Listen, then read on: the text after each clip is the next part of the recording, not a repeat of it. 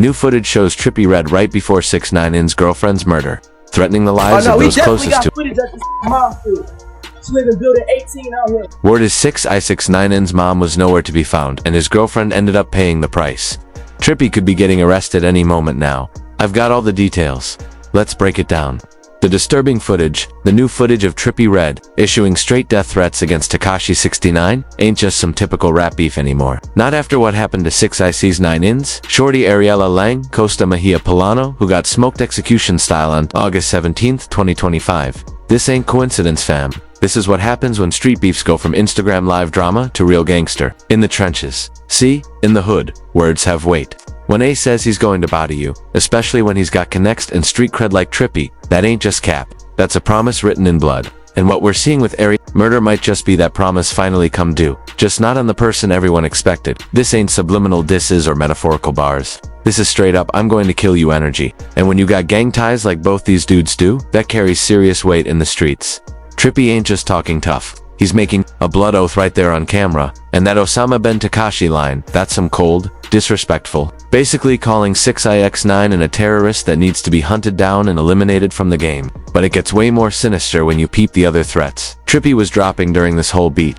During a heated Instagram live confrontation, in May 2018, Trippie Redd directly threatened 6ix9ine with violence, stating, "I'm even going to kill you with medicine, and when I see you, take your flag off." That medicine line is some cryptic street talk that could mean anything from poison to bullets. Either way, homie was talking about sending 6ix9ine to meet his maker. He also invoked family by challenging 6ix9ine to "don't lie. Put that on your mother," and referenced his own family for emphasis, like, "Put this on my daughter's life," while accusing 6ix9ine of promoting domestic violence. When these guys start swearing on their kids' lives in the hood, that's when you know just got real serious. That's blood in, blood out type energy. What you talking about, bro? You mean what I'm talking about? Your dad homies you talking about?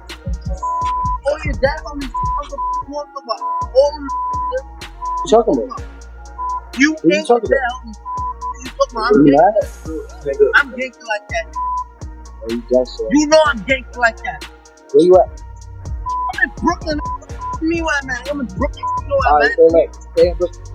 I'm a stay. Stay back. You on the way. You ain't your dad homies. Oh, I'm talking about this. Stay there. What I'm saying, mama, your dad homies. You think I'm... You can hear the murder in Trippie's voice right there. This ain't no studio gangster. This is real street energy from a dude who's ready to slide on his ops with the whole squad. In another Instagram live session, Trippie Redd threatened to beat the hell out of 6ix9ine upon catching him.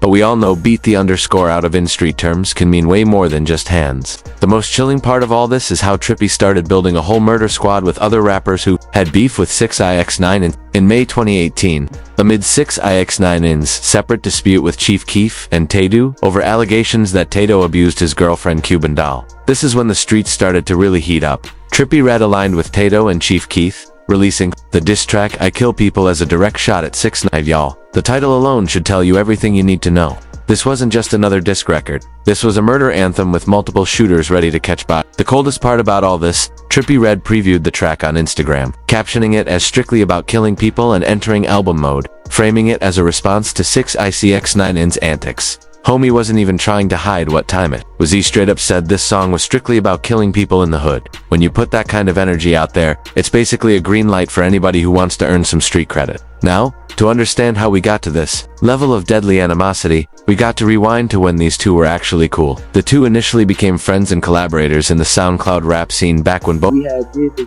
songs. Wait. So that's where Poles and all that came from? That one, like... Yeah, I had Louis Mouth, bro. That's where Poles came from. That's where Dummer came from. But here's where the snake started. Trippie was supposed to be featured on Gumo, but decided to hold off because he wanted to go crazy on that particular beat. That decision would come back to haunt him because 6ix9ine took that beat back to New York and turned it into the viral hit that made him a star. It was all my beats, and we were supposed to do Gummo as the last song, but it had...